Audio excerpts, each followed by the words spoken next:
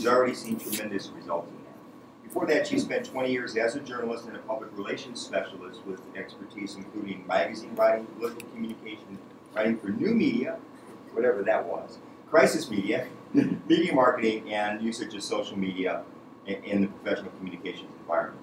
She wants to continue her efforts to understand, teach, and enhance multimedia journalism and social media use of journalism to foster better news dissemination, a more informed population, and a higher quality of journalism and journalists in the new media world. So, Nicole, all yours. Thank you.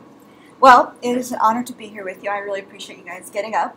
And what we're going to talk about here is how we teach our students to don't fear the tweeter. And our goal is both to get them to do the same kind of things that Tony's talking about, but we do it in a little different way in the sense that we incorporate it into all aspects of our academic life and the journalism that we're pursuing. So this is our goal, is to bring the world, I'll go back, hang on, still mastering this, is to bring the world into our class and vice versa through social media. So the main points I want to talk about here are that learning can't stop when class sessions are done, so we're using social media to really continue that learning process no matter where our students are and what they're doing.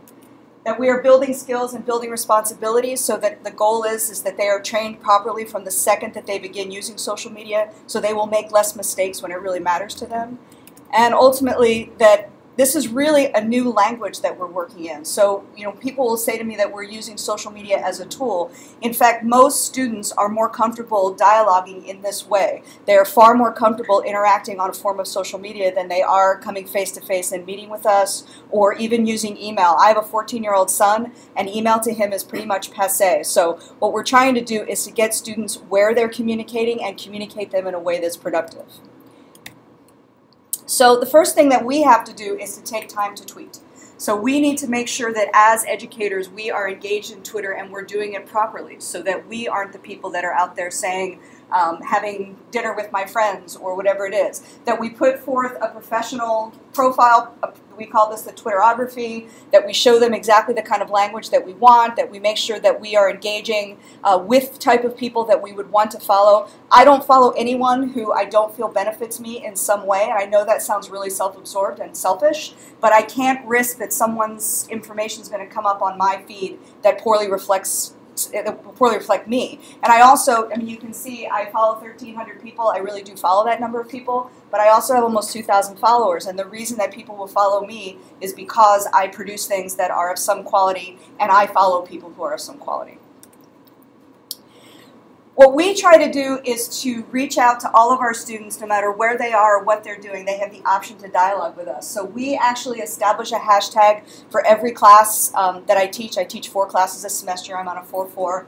And so every class has their own hashtag. And we start from day one that their attendance is taken through Twitter. So that doesn't mean that they can say, hey, I'm here. It has to be something constructive. They have to engage either me or someone in the world or someone in their class in a constructive way about something that we've talked about. So it can be a question, it can be an observation, it can be a link about some dialogue. So these are our Lantern classes, our student media, that's our student news media. We have an independent study. This is one of our media law classes. I also taught the same class in film.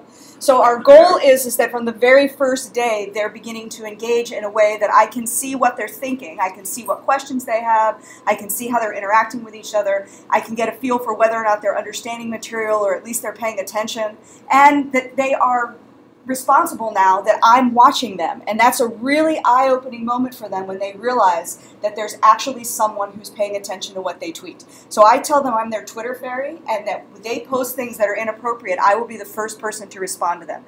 I check this consistently throughout the day, even more often than I check my email. And really, this is where they get used to asking questions and engaging, so that if they have a question, everyone's getting the answer. It's not just a one-on-one dialogue with me. It also enables us to still be together even when we're not. So I have students here, as you can see, this one was sick, too sick to go to immersion journalism. So she was following our class through the tweets that they were doing through attendance. So our immersion journalism class is our capstone. It's pretty important that they're there every day, but we understand that things happen. So if they're on a trip or they're sick, they're still able to engage in our class material this way.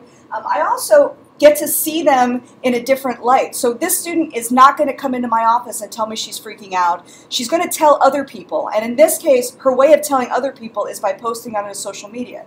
So when she says, I'm really nervous, now I'm able to engage her and say, hey, let's talk about this. What are you nervous about? Let's work through this. And she came up to me after this dialogue and said that she doesn't think she could have gotten through this project if she hadn't thought someone was just listening to her. And a lot of times that's all students want, is to be heard. They just don't know how to communicate in the way that we're used to communicating. So if we give them this pipeline to open, we're much more likely to get them to engage with us in that way. We also are able to build relationships by reaching out beyond what we're doing. So in this case, I had a student who said, hey, in my Media Law Movies class, can we add Citizen4? He happened to see the movie, was thinking about it, and you know what, we added it because it was a great suggestion. So, you know, the formalness is taken out of it. This is now truly a conversation. It's truly a dialogue. It's not this idea of them having to come to me like some sage on the stage. We're now equals in this conversation, and we have to be equals in their education. In order to get them to engage in the ways that we want, we have to make sure that we treat them the way that they want to be treated. Similarly, I had a student, I was actually at a fairly prominent cancer dinner, and this student tweets out that the movie that they needed to watch for the next day was not working. So, you know, I'm not checking my email at this thing. The alert comes through on my phone. I'm immediately on the phone with our media people. We get this fixed. So, you know, the speed in which we can start to deal with things is ramped up because our communication is ramped up.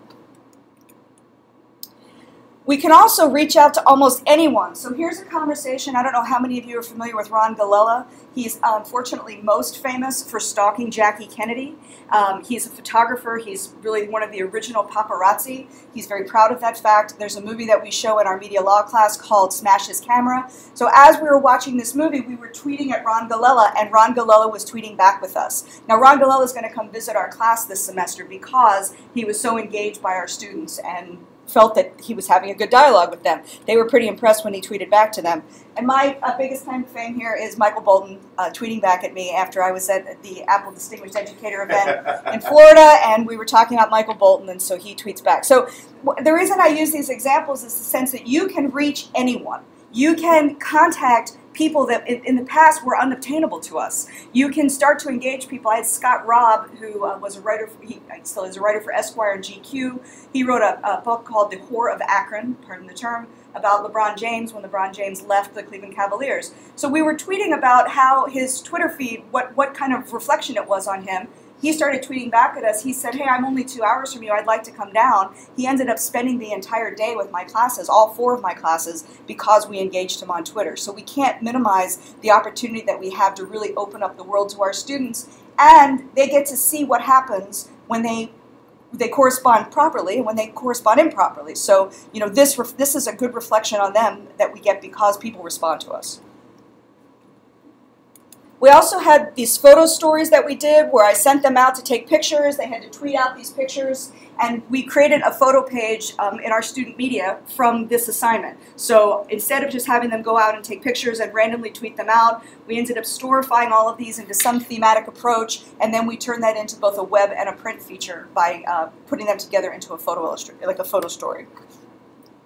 I also do a game. I know we don't have audio here, but I'll show you briefly this video, which is Pin the Tail on the Donkey. And so, Pin the Tail on the Donkey has long been a childhood birthday staple, but what if we took it out of the party room and put it into the classroom? That's the idea behind Pin the Tail on the Campus, an iPad-based journalism game. All it takes is a blindfold and an iPad, some reporting apps, and Post-it note tails with a map of campus, and students have an hour to find, report, and tweet out story ideas. So what they do here is they get assigned the spot on campus randomly. They have to go to the library or our exercise center or to the Horseshoe, and they have to find a story. They tweet me the idea. I approve the idea on the spot. I stay in the classroom and I respond to them. They go and they find sources. They tweet out what their sources say. They're live streaming it on Periscope, which is also appearing through Twitter. They have to record, report, interview, and write the entire story in one class period. And because it's something that I'm not, you know, it's not an exercise for them. This is a real story in real time with real people, and then using social media. So they're crowdsourcing it. They're able to interact in ways that they wouldn't if we just gave them a regular assignment. And it also engages them in a way that a conventional assignment might not.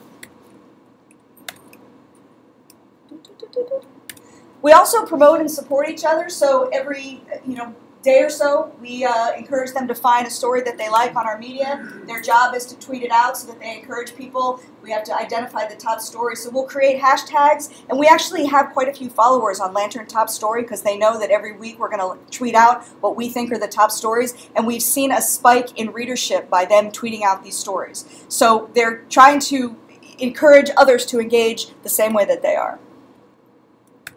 And our goal, of course, is to engage with the world. So this is one of my favorite tweets. My student Nina tweets out she had a dream she met Jake Tapper, and the only thing she could think to ask him was, could he teach her how to ice skate? And he said yes. And I will tell you my absolute favorite tweet, which just came in, and I know that my time is up. This is one of my students who's actually a star lacrosse player, and during the entire course of the semester, of course, he tweets out from class. And so this guy responds. He feels this is a media writer who covers lacrosse nationally, who says, I feel like I've been learning with you at Media Law Movies A+. So we can't ever underestimate who we're reaching and how we're reaching them. And we can't underestimate the value that we're giving our students by teaching them to be good digital citizens. Thank you. Thanks, Nicole.